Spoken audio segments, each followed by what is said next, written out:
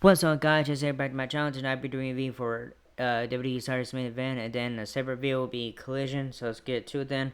With the first match on Saturday night's main event tonight, Women's World Title match: Rhea Ripley versus Nia Jax.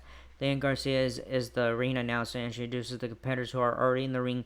But before she can get to Rhea, Nia delivers a headbutt but cheap shot. Ripley bounces back and hits a dropkick and a DT and then a cannonball on Jax to the outside. Back in the ring, Jax counters a move and headbutts Rhea to the ground before hitting her with a splash. And corner the two climb up the turnbuckles where Jax hits a smaller drop from the second rope for a 2 count as we head to commercial. Alright, we come back to see the two battling in the middle of the ring. Ripley tried to hit a head scissors, but Jax counters it. She goes for a slam, but Ripley then counters herself with the code red for a 2 count. Ripley tries for the riptide, but Nia counters with a Samoan drop. Jax climbs to the second rope and has a late drop, but only gets two. Jax drags Rhea to a corner and goes for a annihilator, but Rhea jumps and power bombs her to the mat. She goes for the prison lock, but Nia fights out of it. Rhea charges Nia in a corner, but Jax just grabs Ripley and slams her down. Nia to the outside again as Rhea goes to the top and executes a beautiful crossbody back in the ring. Ripley goes for another riptide, but Nia counters for a splash for 1 count. She climbs to the second rope and splashes down onto Rhea's back with a annihilator. She tries for a second one, but Rhea gets to her feet and hits an electric chair. Both women struggle to get up, but Nia misses a splash in the corner and allows Ripley to deliver a kick and then hit the riptide for a pinfall victory. So winner is Rhea Ripley. We see Hall of Famers Alundra Blaze and Mark Henry at ringside. Alright, second match coming up, WWE Intercontinental title match, Braun Breaker versus Sheamus. Sheamus out first. Jesse the Body Ventura joins the commentary booth. Gabriel Fluffy Iglesias is shown at ringside. I wish Matthew McConaughey was here, man, it'd be cool. And finally, the champion makes his way out. They lock up and tussle around a bit before Sheamus gets the upper hand. A clothesline drops Breaker, but he fights back with a body drop and then runs the ropes at 22 miles per hour and nails a clothesline, sending Sheamus to the outside. Braun tries to sneak up on Sheamus, but is caught and sent flying into the timekeeper's area.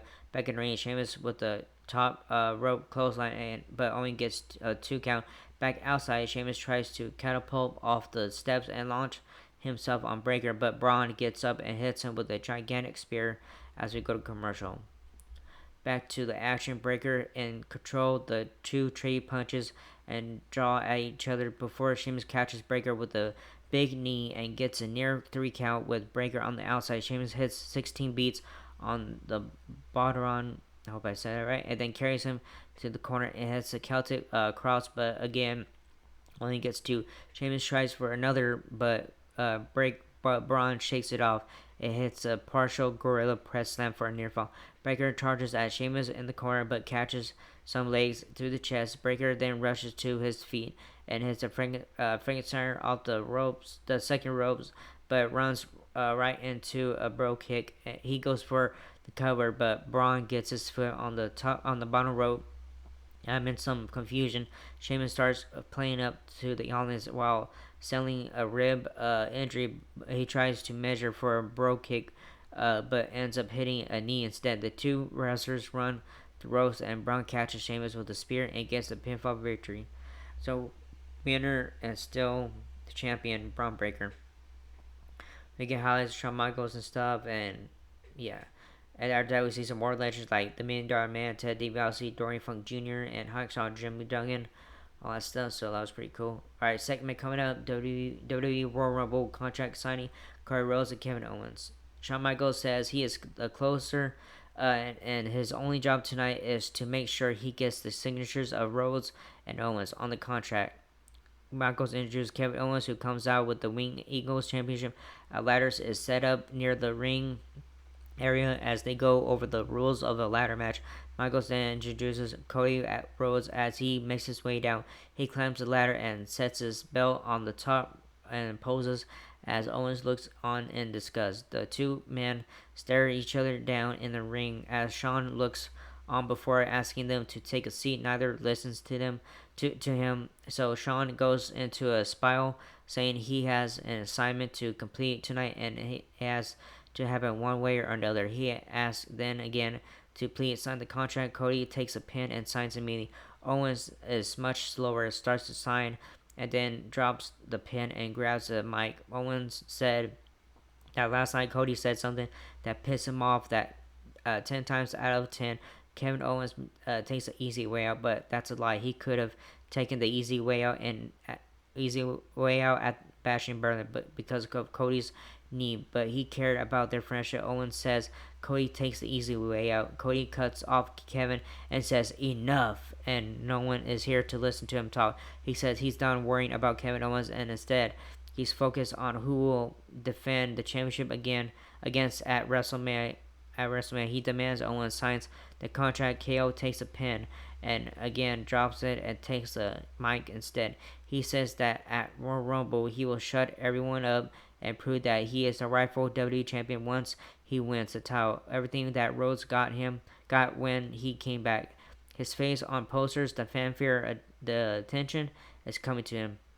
Sean takes the mic and says, "Kevin, you sound jealous," and points to the contract. Owens takes exception to that and asks Michaels to repeat himself. Owens then starts insulting Sean, saying it's not a surprise that he is siding with Cody because when things got tough, Sean quit too. He claims Michaels is the one who is jealous as he's bringing more pride to the Wing Eagle title. Wing Eagle title. Sorry.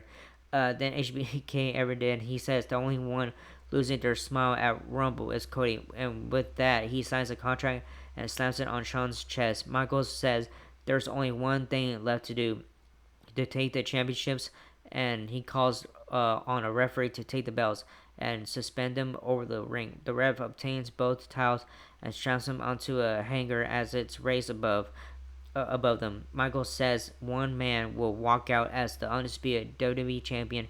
He wishes them good luck and extends his hands for a shake. Owens refuses, and as Michaels is shaking Cody's hand, Kevin nails him with a cheap shot. As Michaels tries to control the situation, Owens kicks him in the gut and tries to hit the package piledriver, but Cody runs in for the save. Sean then takes off his jacket, measures up Kevin, and delivers the sweet chin music, laying out Owens. The segment ends with Cody and Sean in the ring looking down at Owens on the outside. Alright, backstage we see Jey Uso is warming up in preparation for his upcoming match against Gunther. Michael and Pat McAfee then says the next match will be Monster against Monster. Samoan Wolf, we see clips again with that same video package. Backstage, we see Jacob Fatu with Tama Tonga. Tama says something that I couldn't even understand. Jacob says Strowman has never been in the ring with a man like him. He says he's about to beat Strowman's ass post to post on NBC Coast to Coast. Our next match coming out, Jacob Fatu versus Braun Strowman. Michael talks about the dangerous man Fatu is having spent 3 stints in jail before he was even 18 years old. They lock up and Strowman shows his power early on, throwing Jacob around a bit. Fatu then walks into a back elbow and is clothesline outside the ring. As Strowman looks over, he clothesline on the top rope before Fatu sends him over the top and meets him with a suicide dive. Commercial break. Back live, Fatu with the headbutt to the back of Strowman's head, but Strowman catches Fatu with the slam. The two get back to their feet, and Strowman with a big kick that drops Fatu in the corner. Strowman with punches before he slings Jacob around the ring and to the outside. Strowman then heads to outside, runs around the ring, and shoulder blocks Fatu into the ring side barricade. He makes another round and shoves Fatu over the commentary table. A third lap, except this time Fatu catches him with a small drop on the table. Jacob then clears the top of the table and slams Braun into the steel steps. He sends Braun back into the ring corner and delivers 6 vicious hip chargers before the officials step in front of him. As it looks like Braun is out, Jacob shows the ref out and then crushes Braun with another 2 charges. As the bell rings, signaling a disqualification, Fatu brings in a chair as security is distracted into the ring. by SmackDown GM Nick Aldis.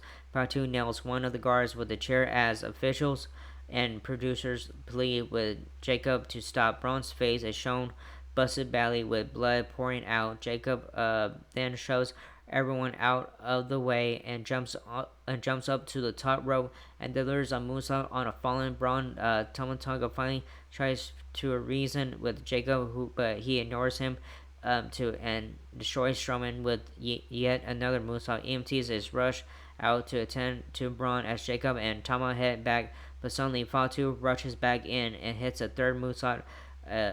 Third number moonsault. Finally, Jacob and Tama leave. So winner Braun Strowman via disqualification. All right, backstage we'll see Gunther getting ready for his match. Commercial break. Back from commercial break, more WWE legends are introduced. We see Arn Anderson and Tully Blanchard, and Michael talks about the late Mean Gene Okerlund. Joe Tessitore and Jesse Ventura discuss the action that has transpired. Alright, main event coming up, World Heavyweight title match, Gunther versus Jey Uso. Uso makes his way to the ring first, and we get a commercial. We come back live. The world champ Gunther is headed down the aisle for his fifth title defense. Leon Garcia has officially introduced the two competitors. Gunther immediately takes out a distracted Uso with a kick, but Jey backs with multiple punches. Gunther stops him in his tracks with a massive chop, but misses on a second attempt. Uso with punches while on the second rope, but Gunther counters, chops him again, sending Jey crashing out to the outside. We go to commercial break. We are back with Gunther and Uso train shots in the middle of the ring. Gunther levels Jey with a clothesline and gives a 2 count. Michael comments that every time Jey tries to mount a challenge, Gunther stops him in his tracks. Gunther slams Uso to the mat and goes back to another chop, followed by a kick. Jey fights back with punches of his own, and Gunther counters with some uppercuts. Gunther counters an Irish whip and sends Jey flying into the turnbuckle. Gunther puts on a front face chin lock variation. The two go toe-to-toe before Jey surprises Gunther with a small jump, but doesn't have enough to do much more. As both wrestlers struggle up, Uso runs at Gunther but runs right into a double missile drop kick. Gunther follows it up right away with a powerbomb, but gets only 2, with Uso laying across the ring apron, head laying over the edge. Gunther drives his foot into Jey's throat and kicks him in the head as we go to the final commercial of the night. We come back to action. Uso and Gunther are trading forearms in the ring. Gunther catches Jey with a kick and then nails a German suplex.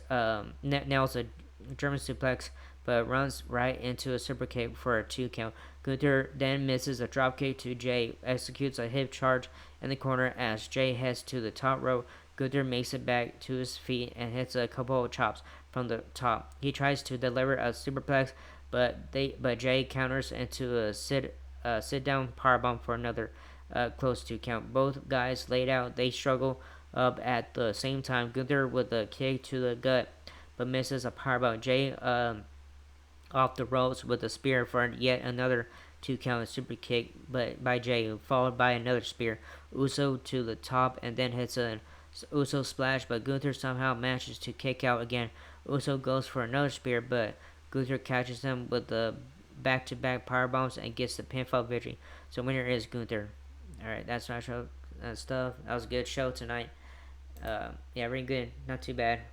So it was a little slow a little bit. I think with Braun Strowman and Jacob Fatu and stuff. So yeah, I can see that was a little slow tonight. But it was good. Not too bad.